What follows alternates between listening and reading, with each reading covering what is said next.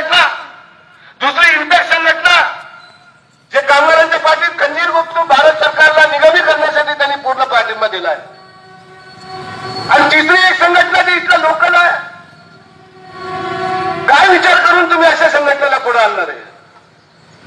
2004 मध्ये NPS new pension scheme बाबत all India defence employees federation जेव्हा आवाज उठवला होता मित्रो, तेव्हा प्रत्येक एक मीटिंग मध्ये जेव्हा श्रीकुमारजी, मी, एआयडीएफचे नेते जेव्हा आम्ही संबोधित करायचो आणि कामगारांना आम्ही जागे करायचा प्रयत्न करायचो की जागे व्हा, एनपीएस हा भारत सरकारची जी नीती आहे हे तुम्हाला तुमच्या परिवाराला रस्त्यावर आणेल.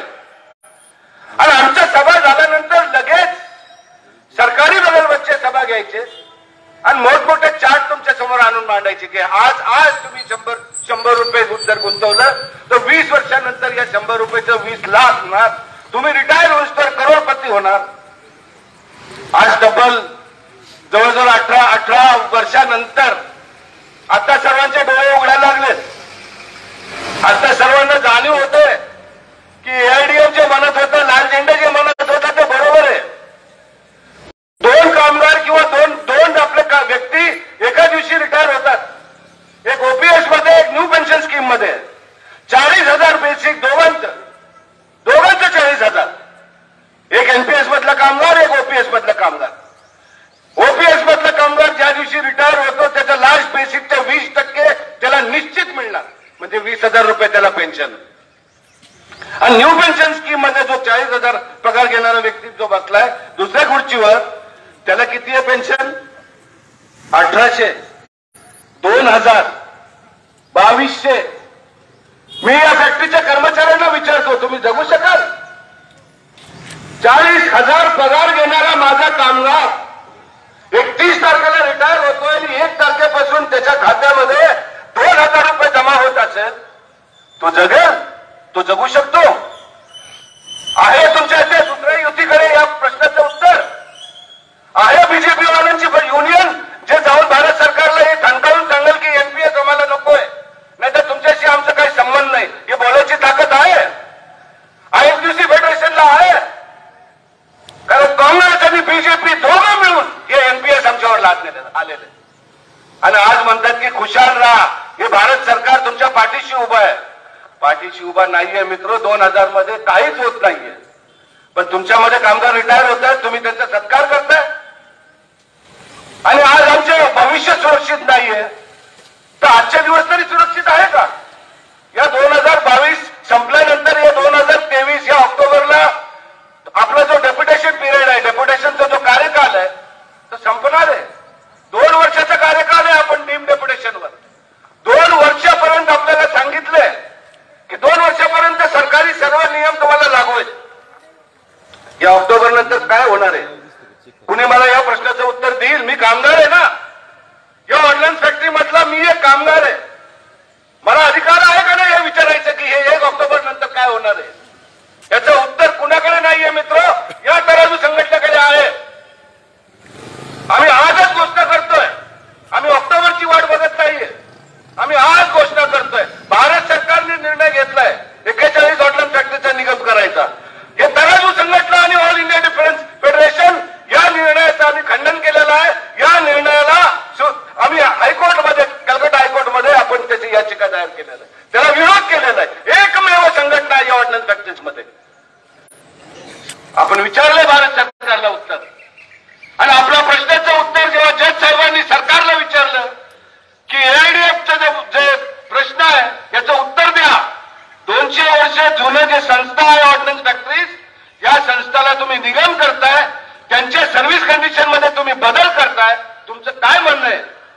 आणि तिथं सरकारी वकील, अटॉर्नी जनरल ऑफ इंडिया यांनी लेखी दिलेलं आहे, एकही कामगार किंवा एकही कर्मचारीला आम्ही बळं जबरदस्ती त्याला कॉर्पोरेटचं, आम्ही एम्प्लॉई कॉर्पोरेटचे कर्मचारी आम्ही करणार नाही, आम्ही त्यांची मर्जी विचारू.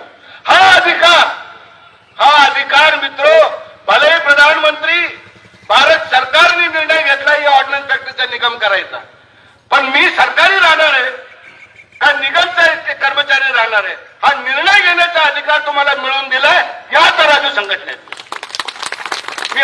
तुम्हाला सांगतोय, उद्या काय होईल मला माहित नाही, पण आजच सांगतोय. आणि ऑप्शन ये ना, इथं बसलेत आमचे महामंत्री कमेंट्री कुमार, दिल्लीमध्ये गल्लीमध्ये नाही ठिकाणी पोहोचून या कॉर्पोरेशनचा आम्ही विरोध केलेला आहे. पण या गोष्टी सगळे बाजूला ठेवून दादा मामा काका, मी तुम्हाला त्या दिवशी नाही का नाश्ता चारला, तुला नाही का दारू पाजली, मला मतदान करा, हे असं भोलतापा देऊन काहीतरी खोटं बोलून आपले जर विश्वासघात करत असतील मित्रो, तर कृपया जागे व्हा. मी आपल्याला सर्वांना फक्त हे सांगायला आलोय की दिवस वाईट आहेत. या वर्षी जरूर आपण 1 तारखेला सर्वांना परमेश्वराला सांगितलं की आमची मदत कर, पण परमेश्वरी त्यालाच मदत करतो जो स्वतः त्याच्या पायावर उभा राहून विरोध करायची ताकद रचते. आणि ही ताकद ही तराजू संघटनेकडे आहे मित्रो. हे आजचं नाहीये, उद्याचं नाहीये, हे फक्त हे 7 तारखे मर्यादित नाहीये, हे परमनंट आहे. हा तराजू, हा न्याय देणारा जो चिन्ह आहे हे परमनंट आहे. याचं जन्मच झालंय तुमच्यासाठी आणि शेवटच्या आमच्या रक्ताच्या थेंब पर्यंत आम्ही भांडू मित्रो. काय पाहिजे फक्त? माझं आव्हान आहे नवीन पोरांना, ज्यांचे 20 वर्ष 30 वर्ष सर्व्हिस आहे, मित्रांनो जागे व्हा. सरकार आणि कॉर्पोरेटमध्ये काय फरक आहे या कोविड काळामध्ये आम्हाला दिसून आलेला आहे. कोविडमध्ये 4 महिने 5 महिने आम्ही घरी होतो का नाही? घरी बसवलं होतं ना आम्हाला की कामावर यायचं नाही, आणि आपणही घाबरून तोंडाला मास्क वगैरे लावून आपण गपचूप आपल्या घरी बसलो होतो. पण बरोबर ज्या दिवशी पगाराचा दिवस आहे आपला, त्या दिवशी आमच्या अकाउंटमध्ये आमचे पैसे जमा व्हायचे. एक टनकन मेसेज यायचा की या महिन्याचा पगार तुमच्या खात्यात जमा झालेला आहे. हे का झालं तुमच्या खात्यामध्ये जमा? काम न करता, फॅक्टरीमध्ये न येता, कारण आपण सरकारी कर्मचारी आहोत. आम्ही आमच्या मर्जीने घरी बसलो नव्हतो. सरकारी आदेश होता की तुम्ही घरी बसा. हे कुठलं कॉर्पोरेट तुम्हाला असे 4-4, 5-5 महिने घरी बसून पगार देईल? ऐकलंय? तुमचे पण नातेवाईक मित्र असतील ना इतर ठिकाणी कामाला, ऐकलंय? हा फरक आहे मित्र. सुरक्षा आहे, चटणी भाकरी फिक्स्ड आहे, कुणी तुमच्याकडनं हिसकावून घेऊ शकत नाही. पण निगमचं काही भरोसा नाही. निगमचं यासाठी भरोसा नाही कारण या सरकारच्या नीतीवर भरोसा नाही. आज निगम म्हणून खोटे तुम्हाला आम्हीच देतील की आम्ही तुम्हाला पगार वाढ देऊ, हे वाढ देऊ, 10,000 रुपये वाढवून देऊ.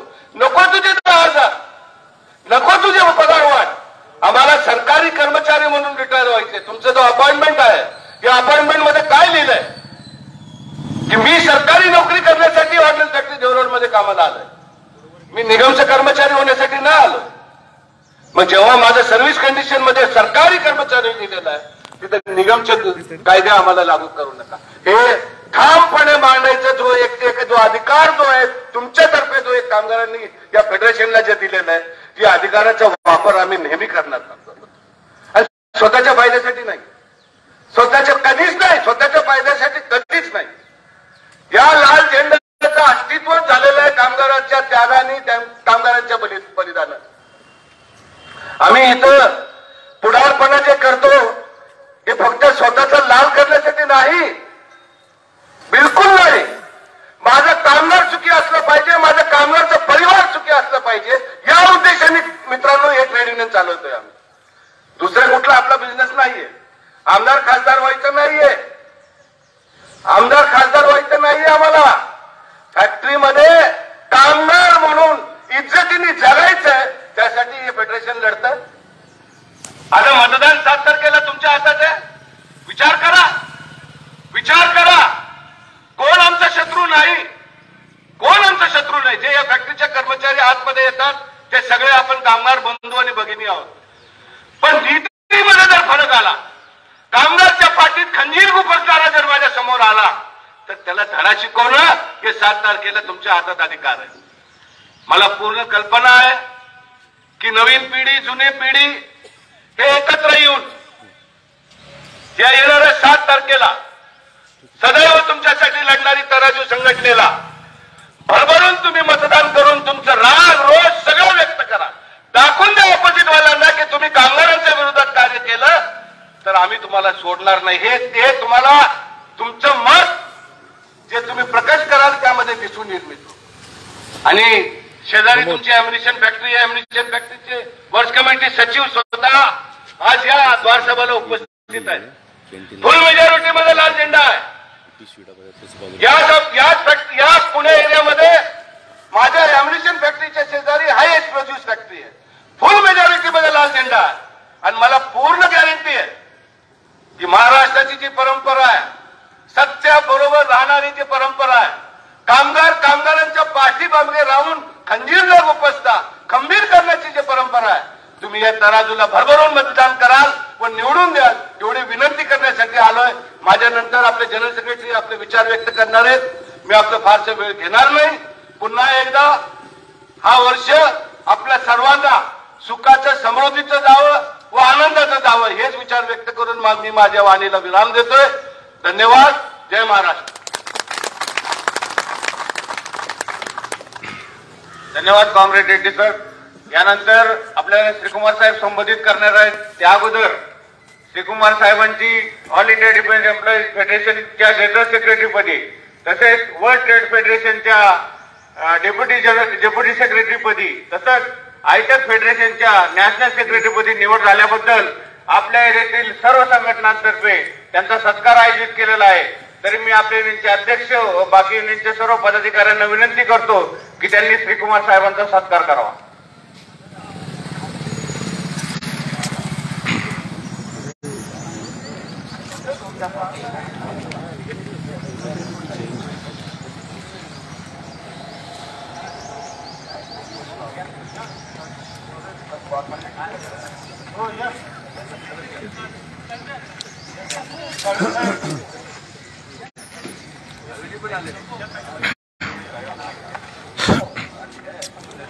कॉमरेड श्री कुमार साहब को लाल सलाम, लाल सलाम, लाल सलाम, लाल झंडे की लीडरशिप को लाल सलाम, लाल सलाम, लाल सलाम। लाल झंडा करे पुकार, इंकलाब जिंदाबाद, लाल झंडा करे पुकार, इंकलाब जिंदाबाद। लाल झंडे की लीडरशिप को लाल सलाम, लाल सलाम, लाल सलाम। एडीएफ जिंदाबाद, जिंदाबाद, जिंदाबाद, एडीएफ जिंदाबाद, जिंदाबाद, जिंदाबाद। कॉमरेड श्री कुमार साहब तुम आगे बढ़ो, हम तुम्हारे साथ हैं।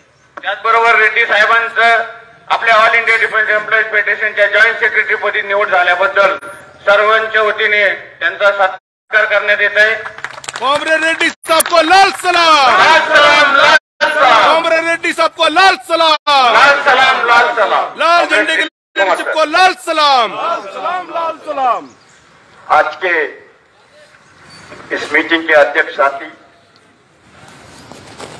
RS. Reddy, joint secretary federation, हमारा वरिष्ठ साथी कॉमरेड बोंडवे, कॉमरेड सालवी, यूनियन का सभी पदाधिकारियों और ऑर्डिनेंस फैक्ट्री डेवरोड का सभी मजदूर साथियों, भाइयों बहनों, आप सबको नमस्कार, आप सबको लाल सलाम। बहुत दिन के बाद आप सबको मिलने का मौका मिला और all India defence employees federation AIDF की तरफ से आप लोग का भविष्य के बारे में अभी सरकार से क्या चल रहा है, उस सरकार का नीति के खिलाफ में आपका फेडरेशन क्या कर रहा है, वो सभी विचार आपका सामने रखने के लिए एक मौका मिला। मुझे बहुत खुश है। सबसे पहले आप सबको नया साल का शुभेच्छा। साथियों, ये नया साल 2023 डिफेंस कर्मचारी के लिए और ऑर्डिनेंस फैक्ट्री कर्मचारी के लिए बहुत इंपॉर्टेंट है। रेड्डी साहब ने बताया आपका सामने, सितंबर तक ऑर्डिनेंस फैक्ट्री का कर्मचारी डीम्ड डेपुटेशन में है। सितंबर का बाद हम लोग का भविष्य क्या है? हम क्या सरकार कर्मचारी में रहेंगे? नहीं तो हमको जबरदस्ती कंपनी का, कॉर्पोरेशन का कर्मचारी बनेगा। हम रिटायरमेंट तक सरकार कर्मचारी का स्टेटस में रहेगा। ये सब निर्णय इस साल होने वाला है। इसलिए हम लोग के लिए इस साल बहुत इंपॉर्टेंट है, वेरी मच इंपॉर्टेंट। दूसरा, अगला साल इस सरकार चुनाव के लिए जाना है। बीच में 7-8 असेंबली का भी चुनाव है और अगला साल अप्रैल में सरकार को जाना पड़ेगा अगला 5 साल वापस आने का। ये परिस्थिति है। साथियों, घबराने का कुछ नहीं, कारण all India defence employees federation आपका साथ है। यही all India defence employees federation corporation के खिलाफ में मद्रास हाई कोर्ट में सबसे पहले केस फाइल किया। हम लोग का स्ट्राइक को खत्म करने के लिए सरकार ने एडसा लेके आया, एसेंशियल डिफेंस सर्विस एक्ट। हड़ताल करेगा तो 1 साल जेल और 10,000 रुपया फाइन। हड़ताल का फेवर में भाषण किया तो 2 साल जेल और 15,000 रुपया फाइन। हड़ताल के लिए 10 रुपया डोनेशन दिया तो उसको भी 1 साल जेल मिलेगा। आप हड़ताल में है, बिना कोई इंक्वायरी, बिना कोई चार्जशीट आपको डिसमिस कर सकता है। पुलिस ऑफिसर बिना अरेस्ट वारंट आपको अरेस्ट कर सकता है। वो सब उस जंगली कानून में था। उतना डर के मार के सरकार ने ऐसा कानून बनाया, अब कॉर्पोरेशन के खिलाफ में हड़ताल में नहीं जाना। आपका ही फेडरेशन उसको दिल्ली हाईकोर्ट में चैलेंज किया। हमने लड़ाई किया दिल्ली हाईकोर्ट में। अल्टीमेटली सरकार को बोलना पड़ेगा, अभी 1 साल खत्म हो गया एडसा का, इस एडसा को हम आगे लेके नहीं जाएंगे। अभी कोई एडसा नहीं है, अभी आपको हड़ताल करने का कोई रुक नहीं सकता। आपका ऊपर अन्याय हो रहा है, आपका खिलाफ में अटैक हो रहा है, उसका खिलाफ में आंदोलन करने का अधिकार एडीएफ ने हाईकोर्ट में एडसा को चैलेंज किया, इसलिए वो अधिकार आपको है। अभी कोई एडसा बिल्टा नहीं है, सब खत्म हो गया। इसलिए साथियों, डरने का क्या है? हमने नहीं मांगा कॉर्पोरेशन, हमने कॉर्पोरेशन का विरोध में था, लेकिन अभी कुछ मोर्चा बनाया इधर, उसमें एक फेडरेशन ने क्या किया, उनका नेता ने क्या किया, सुबह 10 बजे दस्तखत कर रहा है आईएनडीडब्ल्यूएफ का अध्यक्ष अशोक सिंह कॉर्पोरेशन के खिलाफ में, जुलाई 16 तारीख पिछले साल। लेकिन 12:45 को राजनाथ सिंह के साथ तीनों फेडरेशन का बैठक में उधर आके हम लोग को धोखा दिया। उधर आके राजनाथ सिंह को बताया, साहब हम कॉर्पोरेशन का फेवर में है। लेकिन एडीएफ कभी सरकार का सामने सरेंडर नहीं किया। एडीएफ ने उसी मिनिस्टर का सामने बोला, राजनाथ सिंह जी का सामने, मिनिस्टर साहब ये अशोक सिंह कॉर्पोरेशन को सपोर्ट कर रहा है, वो उसका पर्सनल विचार है। ऑर्डिनेंस फैक्ट्री का एक भी कर्मचारी इंक्लूडिंग ऑफिसर कॉर्पोरेशन का मदद में नहीं है, कॉर्पोरेशन का फेवर में नहीं है। सभी लोग कॉर्पोरेशन के खिलाफ में है। इस अशोक सिंह को क्या मालूम है ये क्या कभी ऑर्डिनेंस फैक्ट्री में काम किया? ये कोई कर्मचारी है? वो तो ऐसा नेता बन गया, आपका साथ आके बोल रहा है हम कॉर्पोरेशन को मदद करेंगे, लेकिन एक भी कर्मचारी आईएनडीयूसी का भी मेंबर कॉर्पोरेशन के खिलाफ में जाएंगे।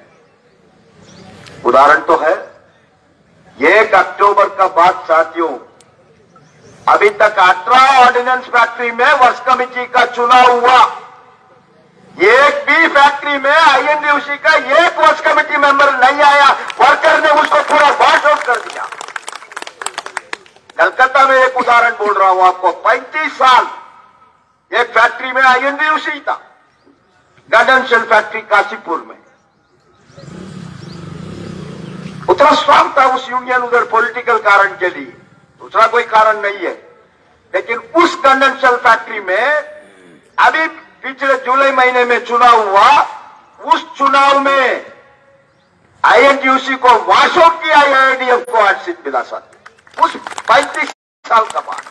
उसका मतलब क्या है, आईएनटीयूसी का भी मेंबर लोग भी उनको वोट नहीं दिया, उनका गलत डिसीजन का खिलाफ है। इसलिए इस फैक्ट्री का चुनाव में भी, इस चुनाव में क्या है, कारपोरेशन का सपोर्ट में क्या है, कारपोरेशन का खिलाफ में कौन है, वो डिसाइड करना आपको।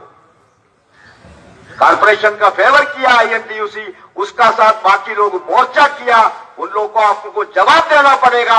हम कभी कारपोरेशन को सपोर्ट नहीं करेंगे। कोई भी कारपोरेशन को सपोर्ट करेगा तो उसको चुनाव में हम वॉश आउट करेंगे। ये निर्णय देहू रोड का कर्मचारी को करना है कॉमरेड्स। सर्विस के बारे में आपको घबराने का कुछ नहीं कॉमरेड्स। हम लोग का हाईकोर्ट का केस में, एआईडीएफ का हाईकोर्ट का केस में सरकार ने खुद लिख के दिया, हम जबरदस्ती एक भी कर्मचारी को कॉर्पोरेशन में नहीं डालेंगे। ध्यान रखिए, 1000 इश्यू एआईडीएफ ने रेज किया, उनका पास जवाब नहीं है। हमने उसको 1000 सवाल पूछा, उतना बोलने का समय नहीं है। 2 सवाल के बारे में आपको बोलना चाहता हूं, आपको मालूम होना चाहिए। हमने उसको पूछा, सरकार में नियम क्या है, आप हमको डीम्ड डेपुटेशन में भेजा, ठीक है, उसका मतलब क्या है, हम किधर भी डेपुटेशन में 2 साल 3 साल के लिए गया, हमको एक लीन होता है, फंडामेंटल रूल में उसको बोलता है लीन, LIEN लीन।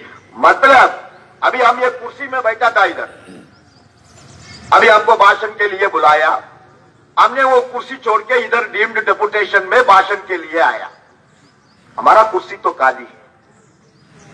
भाषण खत्म होने के बाद वापस आके हमारा कुर्सी में बैठेगी। यही तो डेपुटेशन का कानून है। अभी हम डेपुटेशन में है देहू रोड में, हमारा पेरेंट डिपार्टमेंट था ऑर्डिनेंस फैक्ट्री बोर्ड। अभी ऑर्डिनेंस फैक्ट्री बोर्ड बोलता है हमको श्री कुमार को वापस आना चाहिए, श्री कुमार का सेवा हमारे लिए जरूरत है। हम वापस आ सकता है, हमारा पेरेंट डिपार्टमेंट में काम कर सकता है। मान लीजिए देहू रोड का जीएम बोल रहा है नहीं, हमको श्री कुमार नहीं चाहिए, वो अच्छा काम नहीं कर रहा है, उसको हम वापस भेजना चाहता हूं, फिर भी हम वापस हमारा पेरेंट डिपार्टमेंट में जा सकता है। नहीं तो श्री कुमार खुद डिसाइड कर रहा है हम इस फैक्ट्री में काम नहीं करेंगे, बाबा हम इस फैक्ट्री के लिए भर्ती नहीं हुआ, हमारा पेरेंट डिपार्टमेंट हम ऑर्डिनेंस फैक्ट्री बोर्ड है, हम उधर जा रहा हूं, फिर भी हम जा सकता है। कुर्सी हमारे लिए है, उसको बोलता है लीन। लेकिन कॉर्पोरेशन का निर्णय में हमारा parent department ordnance factory board को आपने खत्म कर दिया। अभी हम वापस किधर जाए, हमारे लिए पेरेंट डिपार्टमेंट किधर है? तो ये गलत डिसीजन है सरकार का, उसके लिए सरकार कोई जवाब नहीं दिया। हमने दूसरा सवाल रेज किया, अभी रेड्डी साहब ने बताया आपको, अभी तो 76,000 कर्मचारी डीम्ड डेपुटेशन में है, उसमें 39,700 मतलब कम से कम 40,000 कर्मचारी एनपीएस का कर्मचारी है। आप कौन सा कानून में इन सबको डेपुटेशन में भेजा? आप पढ़ो उस डेपुटेशन का order. Rule 37A of CCS pension rule का अनुसार इनको हम डीम्ड डेपुटेशन में भेज रहा है, ठीक है। वो तो पुराना पेंशन वालों के लिए ठीक है, कारण सीसीएस पेंशन रूल क्या बोलता है? सीसीएस पेंशन रूल बोलता है ये कानून किसके लिए है? 1/1/2004 का पहले कौन सरकार का सेवा में आया उनके लिए वो कानून है, पूरा कानून। The entire CCS pension rule 1972 1/1/2004 का बाद कौन सर्विस में आया उनके लिए है।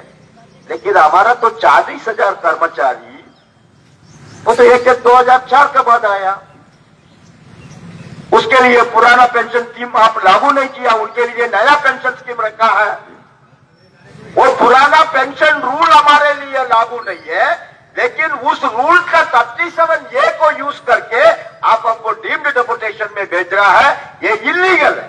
उनको आप भेज नहीं सकता डीम्ड डेपुटेशन में, उसको भी जवाब नहीं है। इसलिए सरकार का साथ दूसरा कोई रास्ता नहीं था।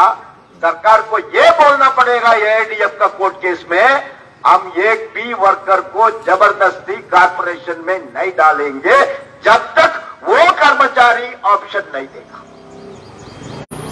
इसलिए साथियों, हम देहू रोड का जनरल मैनेजर से लेके नीचे का लास्ट कर्मचारी तक अपील करना चाहता हूं, कभी भी आपका पास ऑप्शन आएगा, आपको पूछेगा, बाबा हम कारपोरेशन में ये सुविधा आपको देंगे, आप कारपोरेशन में आएगा तो आपको 2 इंक्रीमेंट ज्यादा मिलेगा, आपको एक प्रमोशन देगा, आपको हम 1000 रुपया एक्स्ट्रा देगा, आप हमारा पास आओ।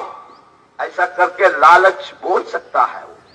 बीएसएनएल को तो ऐसा ही किया ना साथियों, उनको क्या 1000 रुपया दिया, एक टेलीफोन फ्री दे दिया, कारपोरेशन को एग्री किया। अभी हालत क्या है, 80,000 कर्मचारी को भगा दिया वॉलंटरी रिटायरमेंट में, उनका पेंशन ग्रेजुएटी 2 साल हो गया, अभी तक नहीं मिला।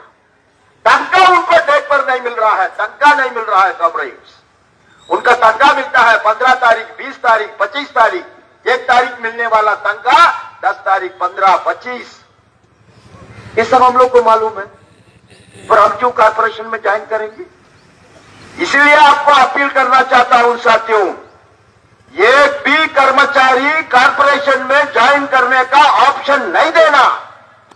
हम सरकार कर्मचारी से भर्ती हुआ, सरकार कर्मचारी से ही रिटायरमेंट में जाएंगे।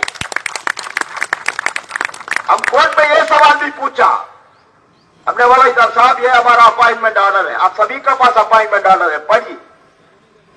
कोर्ट में हमने जज के सामने बोला, हमारा वकील साहब ये हमारा अपॉइंटमेंट ऑर्डर है, हमारा वर्कर का अपॉइंटमेंट ऑर्डर है। अपॉइंटमेंट ऑर्डर का मतलब क्या है? इट इज ए कॉन्ट्रैक्ट, राष्ट्रपति का साथ हमारा कॉन्ट्रैक्ट है। सरकार कर्मचारी का पूरा मालिक है राष्ट्रपति, जनरल मैनेजर राष्ट्रपति को रिप्रेजेंट कर रहा है, इसलिए वो दस्तखत करता अपॉइंटमेंट ऑर्डर में। उस ऑर्डर में क्या लिखा? उस ऑर्डर में किधर भी लिखा 10 साल का बाद, 20 साल का बाद आपको हम अचानक कारपोरेशन का कर्मचारी बनेगा, इधर भी लिखा। सो अब हमारा कॉन्ट्रैक्ट तो कैसे वायलेट करेगा? हमने कोर्ट में यह भी एविडेंस सबमिट किया, हमारा तो एचबीएफ फैक्ट्री है आवड़ी में, उधर बहुत कर्मचारी पब्लिक सेक्टर में काम कर रहा था, बीएचईएल में काम कर रहा था, ओएनजीसी में काम कर रहा था, स्टेट बैंक ऑफ इंडिया में काम कर रहा था, डिफेंस में नौकरी मिल रहा करके उधर का नौकरी छोड़ के इधर आया। अब इधर आने के बाद 10 साल का बाद बोल रहा है आपको हम कंपनी कर्मचारी बनेगा, फिर हम उधर क्यों राजीनामा करके आया बाबा? हम तो ऑलरेडी कंपनी में था, बीएचईएल एक कंपनी था, हम उधर काम कर रहा था, हम सरकार में आने के लिए कंपनी का नौकरी छोड़ के इधर आया। अब उस समय आप हमको नहीं बोला, हमारा अपॉइंटमेंट ऑर्डर में आप किधर भी लिखा है आपको हमका कारपोरेशन का कर्मचारी बनेगा 10 साल का बाद, तो ये violation of the contract. Appointment order का मतलब ही एक कॉन्ट्रैक्ट है, लेकिन उसको आप वायलेट कर रहा है, आप हमको कैसे कर्मचारी बनेगा कंपनी का?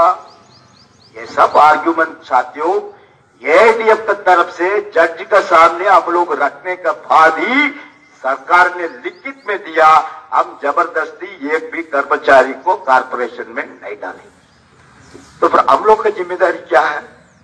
सरकार ने बोल दिया हम जबरदस्ती किसी को भी नहीं डालेंगे, करेगा तो कंटेम्प्ट ऑफ कोर्ट हो जाएगा, उसको छोड़ेगा नहीं, वो ऑफिसर को जेल में जाना पड़ेगा। फिर आपको डरने का क्या है? आपको केवल इतना ही करना है साथियों, आपको लिखे में देना है हम कारपोरेशन में नहीं आएंगे। आप 1 लाख रुपया दे दो, 2 लाख रुपया दे दो, फिर भी हम कारपोरेशन में नहीं आएंगे। हम ठीक है, उनको अधिकार है सरकार को कंपनी बनाने का। भी कल भी सुप्रीम कोर्ट का 4 जज बोल दिया 500 रुपया 1000 रुपया नोटों को डीमोनेटाइज किया, वो सरकार को पूरा अधिकार है, सरकार को पूरा पावर है। लेकिन एक जज ने बोला, एक लेडी जज ने 5 जज में 4 जज सरकार का फेवर में जजमेंट दिया, लेकिन एक लेडी जज ने बोला ठीक है तुमको अधिकार है बाबा, लेकिन तुम्हारा अधिकार को ऐसा मिसयूज नहीं कर सकता तुम एटलीस्ट इसको पार्लियामेंट में चर्चा करना था, करने में जनता को क्या तकलीफ हुआ बात करना था, मॉनेटाइजेशन में क्या क्या तकलीफ हुआ उसके बारे में डिस्कशन होने था। लेकिन तुम कुछ भी नहीं किया, तुम्हारा पास पावर है करके तुमने खत्म कर दिया 500 नोट को, 1000 नोट को। एक जज बोला ना, वो भी जज है ना, ठीक है, मेजॉरिटी जज ने बोल दिया मोदी सरकार का डिसीजन बहुत अच्छा है, लेकिन एक जज ने बोला ना ये गलत है, तुमको नहीं करना था। इसलिए साथियों हमको भी बोलना है ना, ये गलत है। क्यों कॉर्पोरेशन किया? अभी हालत क्या है? आईएनटीयूसी ने सपोर्ट किया, हालत क्या है अभी? 50% का फैक्ट्री में वर्कलोड नहीं है अगला साल। आपका TCL ट्रू कंफर्ट लिमिटेड, उस कंपनी में 23 अप्रैल 1 तारीख का बाद जीरो वर्कलोड, जीरो। अब उस फैक्ट्री में 7,000 कर्मचारी काम कर रहा, 4 फैक्ट्री में, उसका भविष्य क्या है?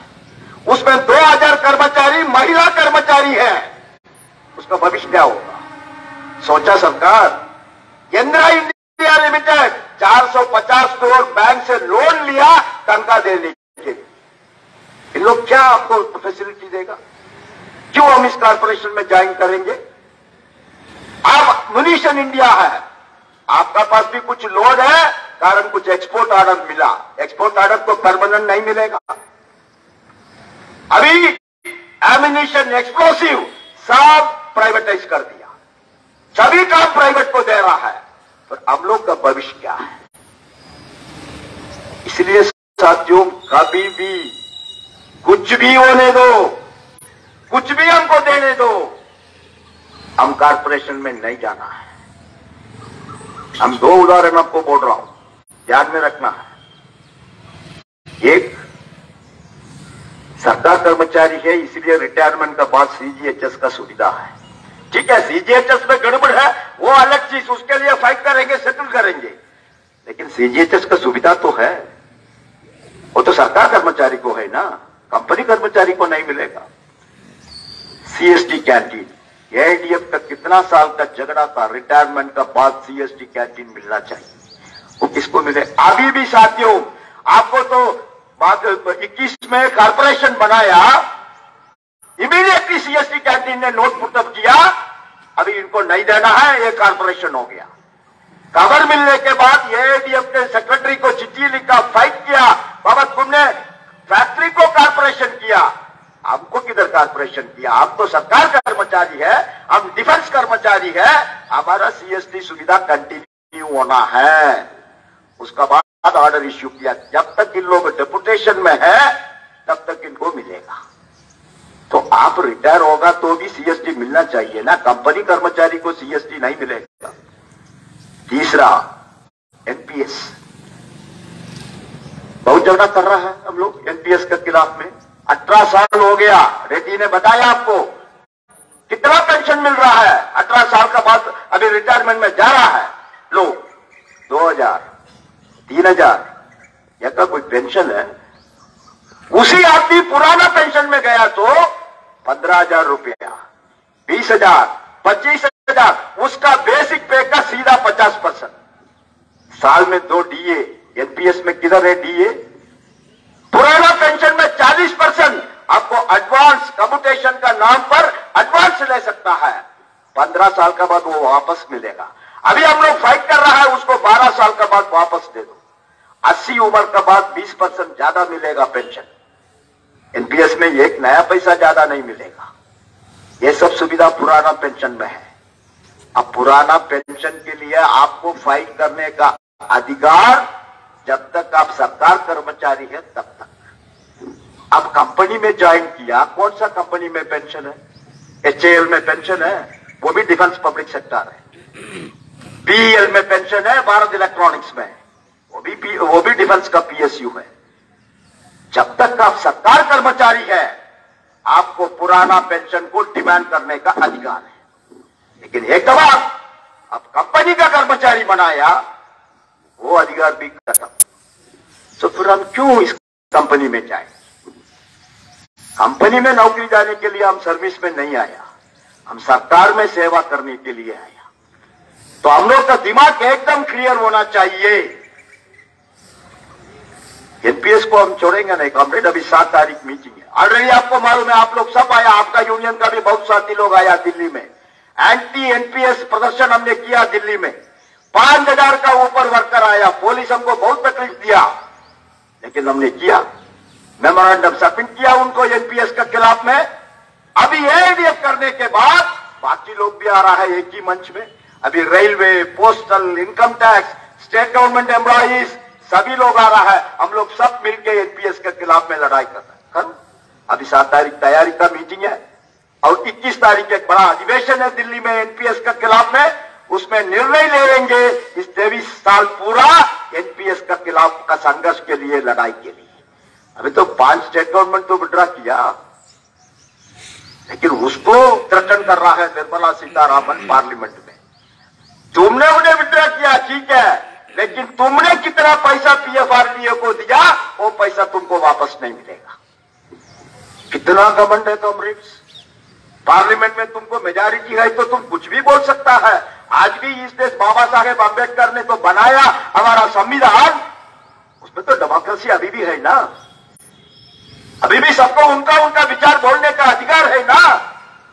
ऐसा देश में आप पार्लियामेंट में बोल रहा है 5 नॉन बीजेपी गवर्नमेंट है, वो एक भी बीजेपी गवर्नमेंट ने एनपीएस को विड्रॉ नहीं किया, लेकिन बाकी 5 नॉन बीजेपी सरकार ने निर्णय लिया हमारा कर्मचारी को हम एनपीएस नहीं रखेंगे, उसको हम पुराना पेंशन में वापस लेके जाना। लेकिन उस सरकार को थ्रेटन कर रहा है, तुमने कितना पैसा डिपॉजिट किया, उसमें एक नया पैसा भी तुमको हम वापस नहीं देंगे। यही मोदी सरकार है, यही मोदी सरकार है। सो उस सरकार के खिलाफ में तो लड़ाई कर रहा है फेडरेशन। उस फेडरेशन का यूनियन है नेहरू रोड वर्कर्स यूनियन, उसको सपोर्ट करना, मजबूत करना, मदद करना आपका जिम्मेदारी है कॉमरेड्स। यह अपील करने के लिए हम आया है। आने वाला चुनाव ये केवल एक चुनाव नहीं है, सरकार को एक खबर देने का चुनाव है, सरकार को एक मैसेज देने का चुनाव है। आपका नीति का खिलाफ में आप हमको अन्याय किया, आप हमारा ऊपर आक्रमण किया, उसका खिलाफ में कौन लड़ाई कर रहा है, उस फेडरेशन का पीछे, उस यूनियन का पीछे हम संघर्ष करेंगे। वो संदेश देने का चुनाव है कॉमरेड। इसलिए चुनाव में तरासू सिंबल में आप लोग को पूरा 10 का 10 पैनल वोट को देना पड़ेगा कॉमरेड्स। अभी अल्ट्रा फैक्ट्री ने ताकत दिया है एडीएफ को। अभी कल एक कोऑपरेटिव सोसाइटी चुनाव हुआ ऑर्डिनेंस फैक्ट्री कमारिया में, लाल झंडे का नेतृत्व पैनल में टोटल 90 डेलीगेट में 80 डेलीगेट उनको मिला, 80 डेलीगेट। अभी उन्हीं लोग बॉडी फॉर्म करेगा, डायरेक्टर को इलेक्ट करेगा। कारण क्या है? वर्कर का विश्वास। वर्कर को मालूम है यही एक फेडरेशन है, ये लड़ाकू फेडरेशन है, ये कोई भी सरकार का सामने सरेंडर नहीं करेगा, हमारा अधिकार के लिए फाइट करेगा, लड़ाई करेगा। वो फेडरेशन है, ये एआईडीएफ, वो यूनियन है नेहरू रोड वर्कर्स यूनियन, उसका चिन्ह है, उसका सिंबल है तरासू। तो उस न्याय का तरासू का सिंबल में, उस न्याय का तरासू का सिंबल में, इनजस्टिस का खिलाफ में, अन्याय का खिलाफ में, आक्रमण का खिलाफ में लड़ाई कर रहा है लड़ाकू फेडरेशन को, लड़ाई यूनियन को आप लोग सपोर्ट करिए, आप मदद करिए। आपका ताकत, आपका एनर्जी हम आपको दे रहा है, उसको लेके इस सरकार का नीति को खिलाफ में लड़ाई करेंगे। कॉर्पोरेशन को खत्म करने का आंदोलन को आगे लेके जाएंगे। सरकार कर्मचारी में हम आया, सरकार कर्मचारी से ही रिटायरमेंट में जाएंगे, एनपीएस को खत्म करके पुराना पेंशन लेके जाएंगे। उस आंदोलन को रास्ता के लिए आप लोग तैयार होना चाहिए। इतना बोल के आप सबको नमस्कार, लाल सलाम, धन्यवाद सर। एआईडीएफ जिंदाबाद, जिंदाबाद जिंदाबाद, एआईडीएफ जिंदाबाद, जिंदाबाद जिंदाबाद, वर्कर्स यूनियन जिंदाबाद। जिंदाबाद जिंदाबाद। साथियों, आज या ठिकाणी